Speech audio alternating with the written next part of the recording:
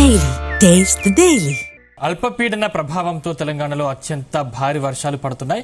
సాయంత్రానికి ఉపరితల ఆవర్తనంగా మారే అవకాశం ఉందని వాతావరణ శాఖ తెలిపింది.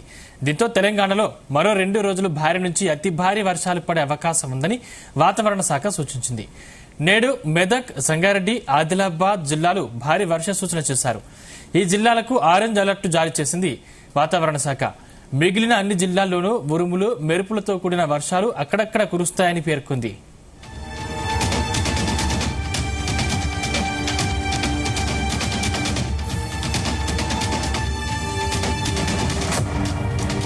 నిన్న సిద్దిపేట జిల్లా నారాయణరావుపేటలో 13.5, ములుగు జిల్లా వెంకటపురంలో 13, మెదక్ జిల్లా తుప్రాన్లో 8.8, భద్రాద్రి జిల్లా మనుగూరులో 8.3, రాయపోల్లో 8.1, మిర్దొడ్డిలో 7.7, పెద్దపల్లిలో 7.7, సిద్దిపేట జిల్లా తోగుట్టలో 7.4 సెంటీమీటర్ల వర్షపాతం నమోదైంది.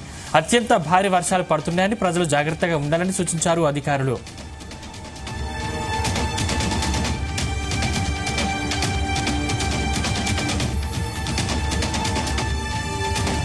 అయితే భారీ వర్షాలతో రాష్ట్రంలోని ప్రాజెక్టులకు వరద ఉధృతి పెరిగింది. దీంతో మరోసారి ప్రాజెక్టుల గేట్లు ఎత్తి నీటిని కిందికి విడుదల చేస్తున్నారు అధికారులు. నాగార్జున సాగర్ ప్రాజెక్టుకు ఎగువ నుంచి వరద పెరగడంతో 26 గేట్లను ఎత్తి దిగువకు నీటిని విడుదల చేస్తున్నారు. ఇక శ్రీశైలం ప్రాజెక్టుకు 2.76 లక్షల క్యూసెక్లు వస్తుండగా గేట్లు విద్యుదుత్పత్తి కాలువ ద్వారా 2.82 లక్షల క్యూసెక్లను వదులుతున్నారు.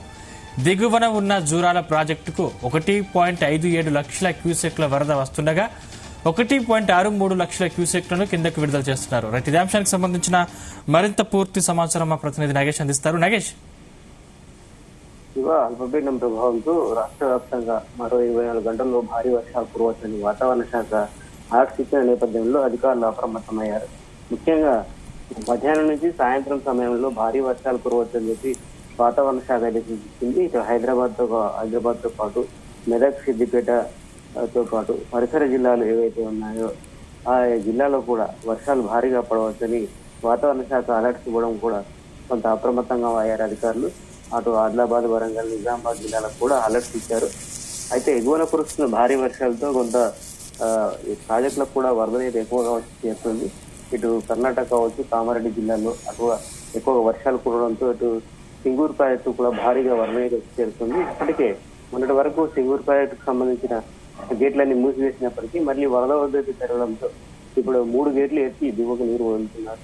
అయితే ప్రస్తుతం అయితే ఇంట్లో 24,000 క్యూసెక్లు ఉండగా 13,000గా నడుస్తుంది. మరో వరద పెరిగితే మరో గేటు కూడా ఎత్తే అవకాశం ఉంది. అయితే దీంతో ఇక్కడ మెదక్ జిల్లాకు సంబంధించి ఇప్పటికీ ఏడుపాయల వనదుర్గ మాతా క్షేత్రంలో మళ్ళీ ఆలయాన్ని మూసివేసి రాజగోపురం వద్ద పూజలు అయితే చేసిన పరిస్థితి ఉంది.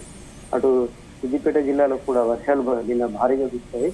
దీంతో చాలా ప్రాంతాల్లో, లోతట్టు ప్రాంతాల్లో వరద నీరైతే వచ్చి చేరింది. ఎప్పటికప్పుడు సహాయక చర్యలు అందిస్తూ ఉన్నప్పటికీ వరద ఉధృతి ఎక్కువగా ఉండడంతో కొంత సహాయక చర్యలకు ఇబ్బంది కలిగింది. అంటే రానున్న 24 గంటల్లో కూడా ఇదే పరిస్థితి ఉండొచ్చని వాతావరణ శాఖ హెచ్చరికలు జారీ చేసిన నేపథ్యంలో ప్రజలైతే అలర్ట్ గా ఉండాలని అధికారులు సూచించారు. ప్రస్తుతానికైతే వెదర్ క్లౌడీగా ఉన్నప్పటికీ మధ్యాహ్నం తర్వాత నుంచి కొంత వాతావరణం మారే అవకాశం ఉంటుంది, వర్షాలు పడే అవకాశం ఉంటుందని వాతావరణ శాఖ అయితే హెచ్చరికలు జారీ చేసింది. నిన్న కూడా ఉదయం పూట వర్షం లేనట్టుగా అనిపించినప్పటికీ మధ్యాహ్నం వచ్చేసరికి వాతావరణంలో పూర్తిగా మార్పు వచ్చింది. వర్షాలు కొన్ని ప్రాంతాల్లో విభత్స చెప్పుకోవచ్చు. దాదాపుగా 13 నుంచి 15 సెంటీమీటర్ల వర్షపాతం నమోదయ్యాయి కొన్ని ప్రాంతాల్లో. సిద్దిపేట జిల్లా నారాయణరావుపేట 13.5 సెంటీమీటర్ల వర్షపాతం కురవడంతో ఆయా ప్రాంతాల్లో చుట్టుపక్కల ప్రాంతాలతో పాటు ఇతర ప్రాంతాలకు రాకపోకలు పూర్తిగా తెలిసిపోయాయి. అటు ములుగు జిల్లాలో కూడా ఇదే పరిస్థితి ఉంది. మెదక్ జిల్లా తూప్రాన్లో కూడా, అంటే హైవే ఉంటుంది కాబట్టి తూప్రాన్ సర్కిల్లో కొంత రాకపోకలకు తీవ్ర ఇబ్బంది కలిగింది. భద్రాద్రి కొత్తగూడెం జిల్లా కావచ్చు, పెద్దపల్లి, ఈ జిల్లాలో ఎక్కువగా అయితే వర్షపాతం కారణంగా ఆయా ప్రాంతాల్లో చుట్టుపక్కల ప్రజలు తీవ్రంగా ఇబ్బందులు పడ్డారని చెప్పుకోవచ్చు. ఈ నేపథ్యంలో రానున్న 24 గంటలతో పాటు వచ్చే 45 గంటలు కూడా అలర్ట్ గా ఉండాల్సిన అవసరం ఉందని చెప్పి అధికారులు కింది స్థాయి సిబ్బంది కావచ్చు ప్రజలకైతే సూచిస్తున్నారు. ఇప్పటికే కలెక్టరేట్లలో ఆయా మండల స్థాయి కేంద్రాల్లో కొన్ని హెల్ప్ లైన్ కేంద్రాలు కూడా పెట్టారు. ఎక్కడైనా ఇబ్బందికర పరిస్థితి ఉంటే పాత గోడలు కానీ పాత ఇళ్లలో నివాసం ఉండేవాళ్ళు ఇమీడియట్ గా వాటిని వెకేట్ చేసి సురక్షిత ప్రాంతాలకు వెళ్లాలని చెప్పి సూచిస్తున్నారు. ఏదైనా సహాయ సహకారాలు అవసరం ఉంటే కాల్ సెంటర్కి ఫోన్ చేయాలని సూచనలు కూడా చేస్తున్నారు. పోలీస్ సిబ్బందితో పాటు రెవెన్యూ రెస్క్యూ టీం ఇప్పటికప్పుడు సమన్వయంతో పనిచేస్తుందని చెప్పుకోవచ్చు. అయితే వర్షాల కారణంగా ఎవరైతే గతంలో ఇబ్బంది పడి ఇప్పటికే పూర్తిగా నష్టపోయారో వారిని కూడా ఆదుకునే విధంగా ప్రభుత్వం పూర్తిస్థాయి సహాయక చర్యలు చేపట్టిందని చెప్పుకోవచ్చు. కొంత ఇప్పటికే రైతులకు భారీ నష్టం జరిగింది. గత 20 రోజులుగా కురుస్తున్న వర్షాలు 2-3 సార్లు అంటే వారం విడిచి వారం కురిసిన వర్షాలతో రైతులు తీవ్ర ఇబ్బందులు పడ్డారు.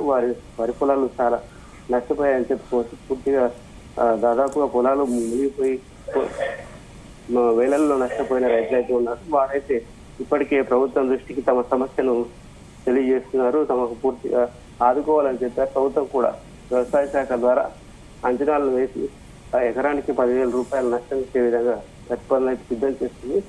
ఆ విధంగా రైతులను ఆదుకోవాలని చెప్పి ఇప్పటికే ముఖ్యమంత్రి రేవంత్ రెడ్డి కూడా సూచనలు ఇవ్వడంతో క్షేత్రస్థాయి పరిశీలన కూడా జరుగుతుంది.